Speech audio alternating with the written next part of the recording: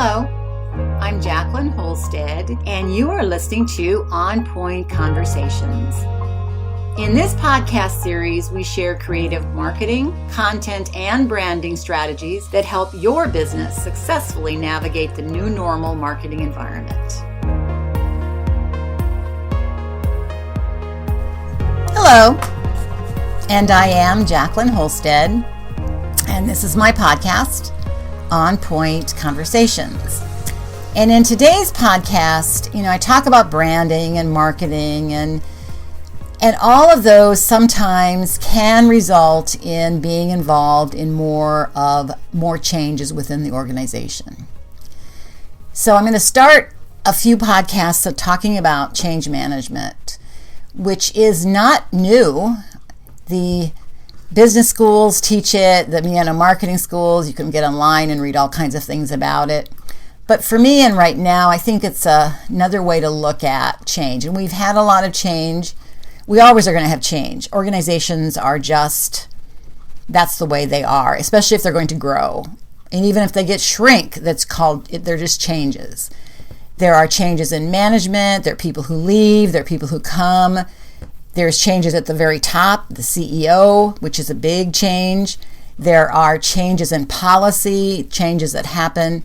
So rethinking change management and how you do change management in your company is quite important.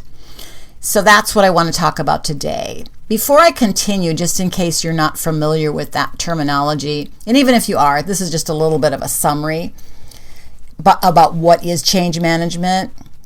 Change management should be a structured process where you're planning and implementing new ways of operating within an organization.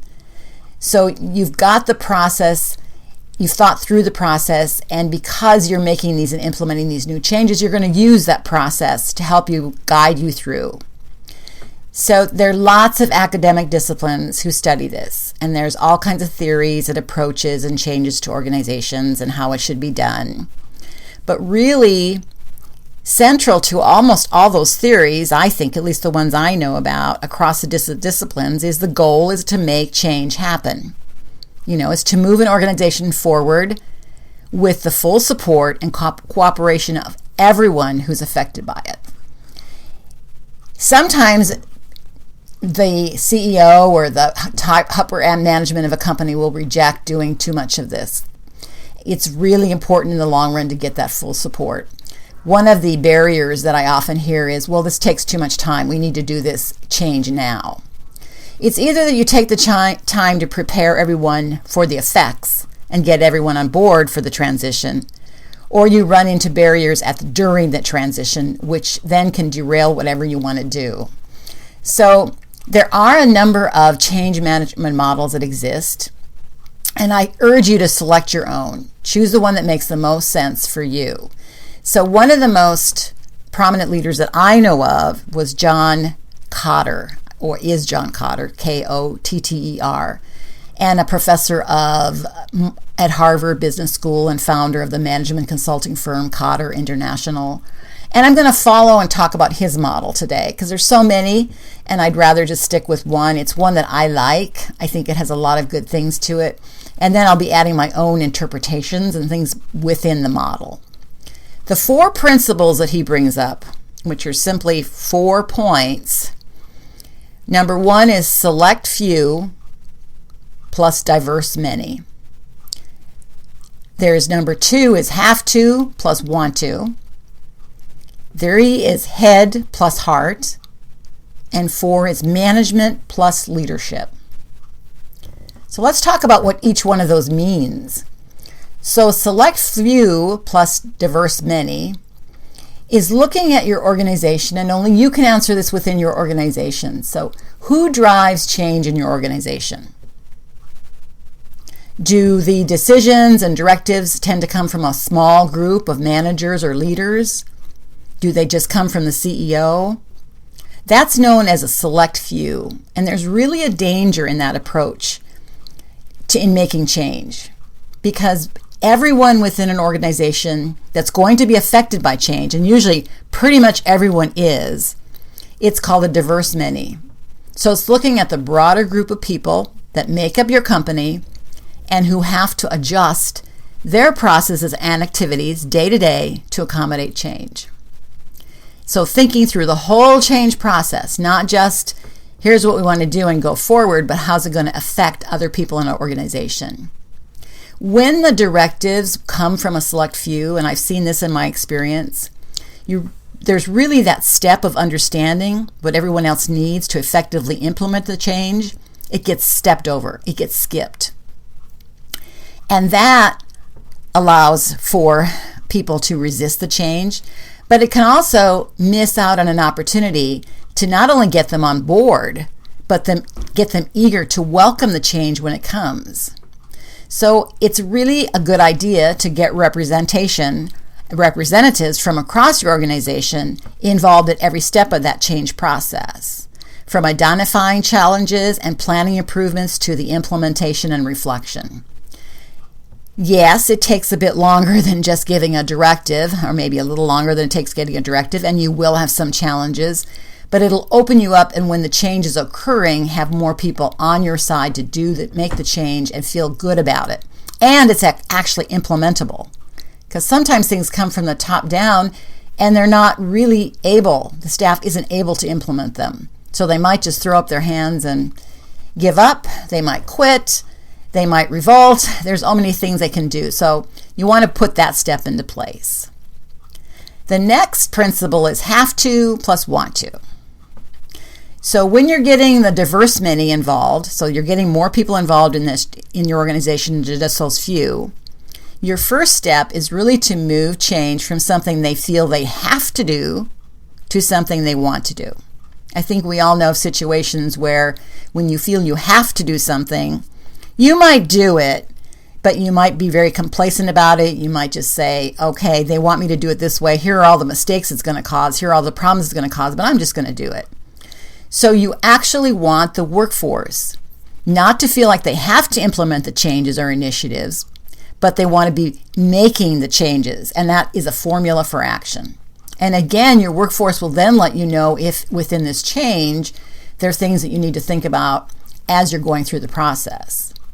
So when people in your organization are involved in identifying those challenges and recommending improvements, they're going to understand the reason behind the change, then the change processes and the new initiatives. And this will make them more invested in improvement because they've helped along the way. They'll be eager to take the steps needed to implement and sustain that changes that you want put in place or you think are best to put in place to move your organization forward. Another principle is the head plus heart, because you really need to drive decisions and directives from both. And I guess when we look at the head, it kind of appeals to the logic, the data, the reason.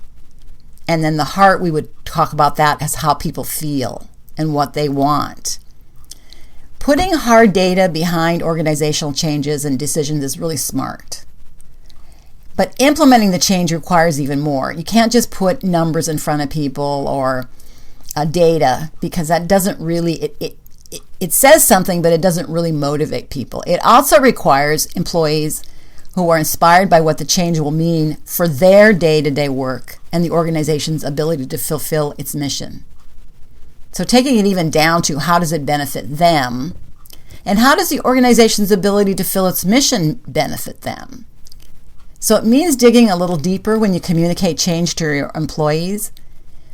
You just can't share or send in a memo or send an email of what the change is and how you'll implement it. You have to explain the why behind it, the ways it'll move the needle for the company, your customers or clients, your employees, and the mission they come into work every day to achieve. So there's really a goal in place that they understand and agree to. The next principle is management plus leadership. So your navigating change in an organization really requires both management and leadership. You need both the technical skills to manage the projects, make a plan, and oversee the deliverables of it, and the emotional skills to communicate a vision, inspire action, and empathize with many concerns that could come up. I know that many of you probably heard a lot about the differences between management and leading. And I'm not saying one is better than the other, but I'm just saying to make effective change, you really need to combine both the strengths of both management and leadership.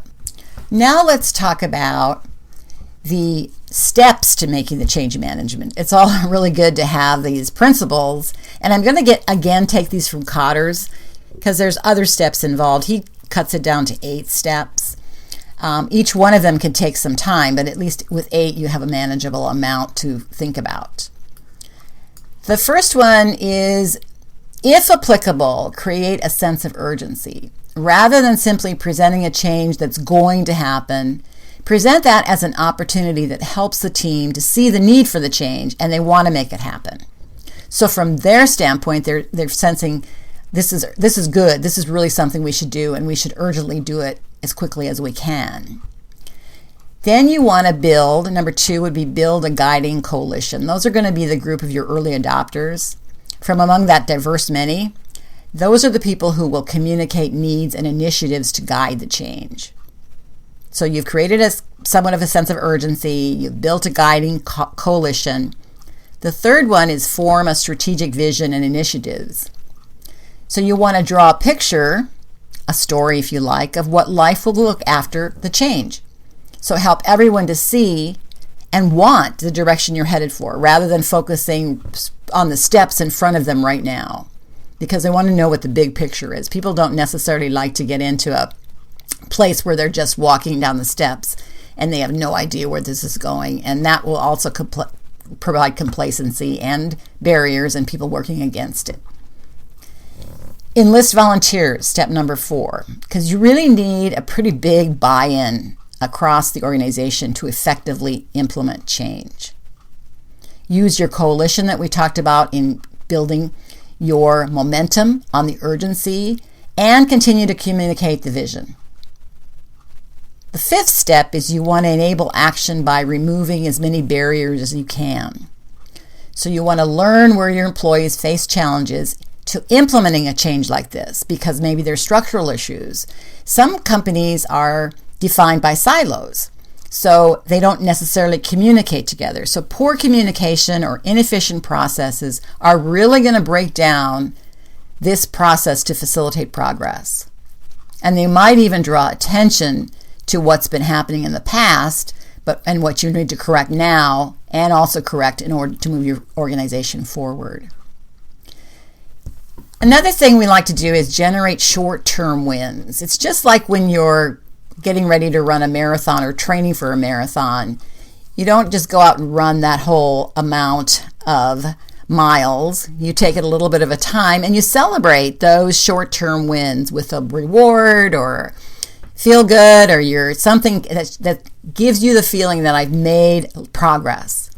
So really, to keep up the momentum and motivation, recognize those early successes on that path to change, and recognize the failures, because you may need to make a little bit of a course adjustment. Recognize that, because we're all human and we all know that there are going to be issues going through a change, especially if you're going through a major change. Continue to recognize and celebrate those small wins, because that really keeps people energized and aware of the progress, which is also very important. Principle 7, he has sustained acceleration. So you can lean into your change harder after you've had a first few small wins. And those successes can be used as a springboard to move forward further and faster. I could give you all kinds of examples of that, but I'm sure you can think of some yourself. As you begin to see those little wins in whatever you're doing, however small, and they're recognized, then when you start moving that faster, you can start moving the needle faster and spring forward faster. Point 8 is institute the change. Okay, so we celebrated the results of successful change.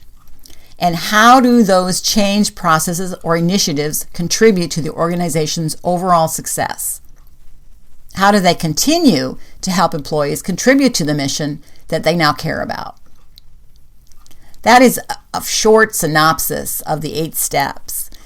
Let's just talk a little bit about the bottom line. So when you're creating change within an organization, you can make people feel very uncomfortable.